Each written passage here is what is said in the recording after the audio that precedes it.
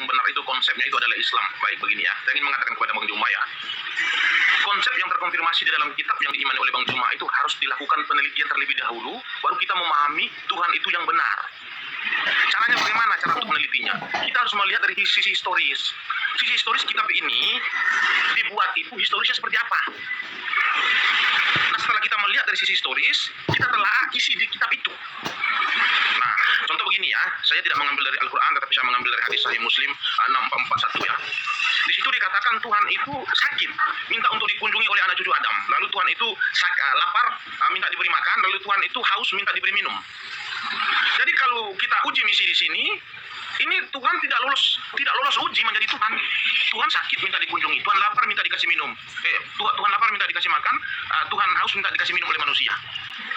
Saya tidak berbohong ya, tolong buka di dalam Sahih Muslim 6441 ya. Tuhan mengeluh sakit, Pak. Apakah layak Tuhan itu sakit? Tuhan mengeluh lapar, apakah layak Tuhan itu lapar? Tuhan mengeluh haus, apakah layak Tuhan itu haus? Kan tidak mungkin. Nah, Tuhan kami ini tidak pernah mengeluh. Itu Yesus yang lapar. Ikan goreng nih. Dia mama lapar. Moderator, kau kan. Enggak, Cibet potong-potong ya.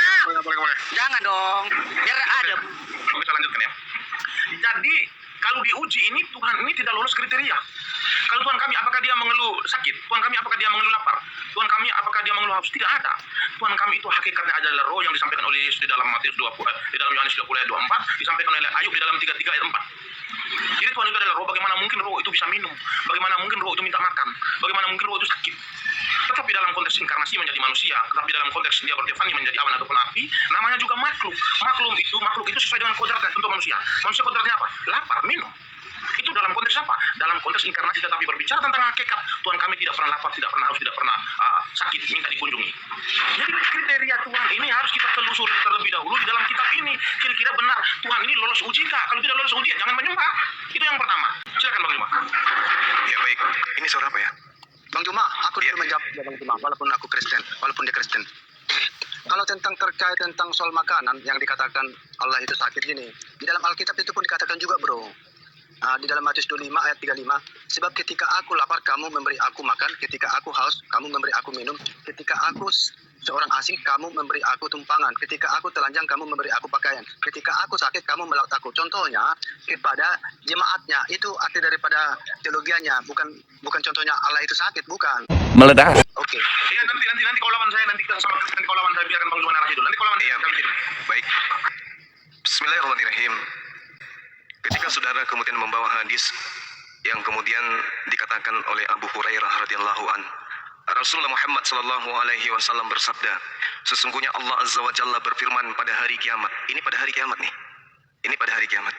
Wahai anak Adam, aku sakit namun engkau tak menjengukku. Lalu kemudian anak Adam berkata, wahai Tuhanku, bagaimana aku menjengukmu? Sementara engkau ada Rabbus samawati wal ar, engkau adalah pencipta langit dan bumi. Yakni engkau tidak butuh kepadaku hingga aku menjengukmu. Allah azza wa jalla menjawab, tidakkah engkau tahu bahwa hambaku si fulan menderita sakit? Namun engkau tidak menjenguknya. Tidakkah engkau tahu bahwa jika engkau menjenguknya, engkau akan mendapatiku di sisinya? Makanya Allah itu dekat dengan orang-orang yang sakit. Allah subhanahu wa ta'ala mengecam kemudian orang-orang yang mendustakan agama Islam. Ara'aital ladzi yukadzibu biddin. Tahukah kamu siapa yang mendustakan agama Islam itu?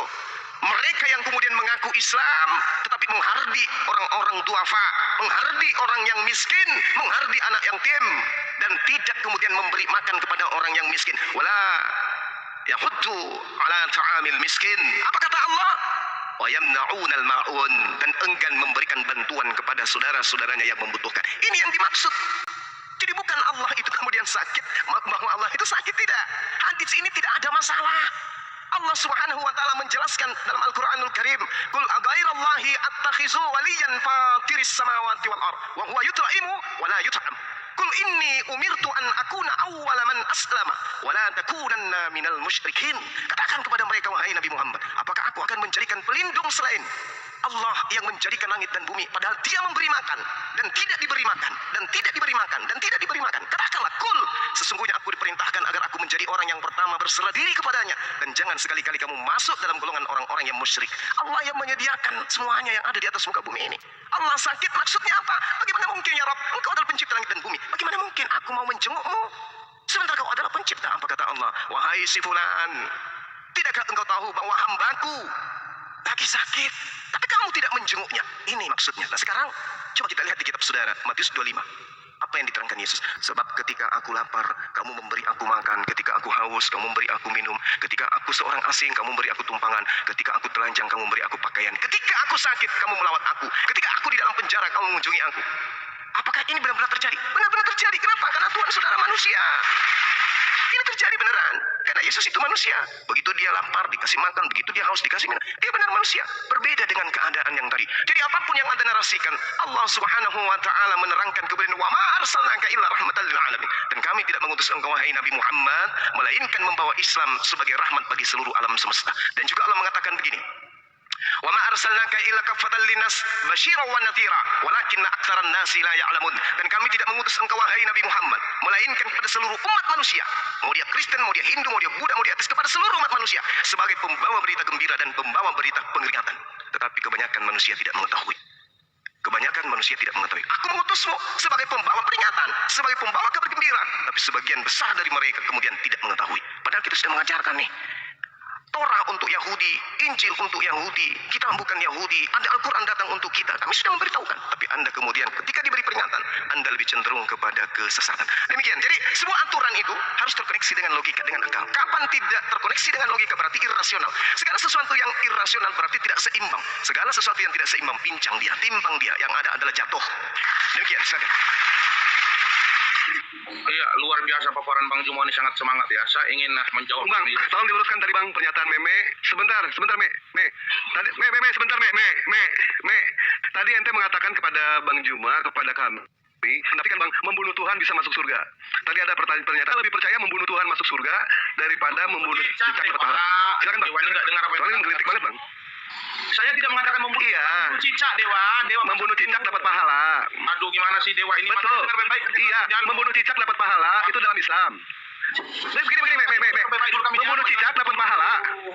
Iya, saya mendengar. Membunuh cicak dapat pahala, membunuh Tuhan bisa masuk surga. Mana yang lebih rasional? Makanya biarkan Itu Bang pertanyaannya. Dewa, sabar dulu. Sebentar dijawab dulu sama Bang Juma supaya enak kita. Silakan Bang Juma. Jangan disiksa kita, biarkan dulu pelan-pelan. Oh baik, kalau seperti itu. Sebenarnya saya pengen bantai nih Bang. Ya udah nggak apa-apa, lanjut. Ini masih giliran Bang Meme loh, jangan dipotong-potong. Iya denganmu, masa dia pukul-pukul itu. Ada yang bertukang. Ya, silakan Bang Meme. Oke, jadi begini Bang Juma. Bang Petra, tolong jangan disanggah Bang Meme ya. Kita sesama Kristen. Biarkan Bang Meme dengan Bang Juma, oke? Bang Petra sayangku, diam Tante ya. Dani jangan diatur. Kalau Petra benar, menurut dia Meme salah, jangan dibiarkan kesalahan itu Nanti berjalan. ku tendang nanti Bang Petra itu, jangan. Diam ya Bang Petra, diam.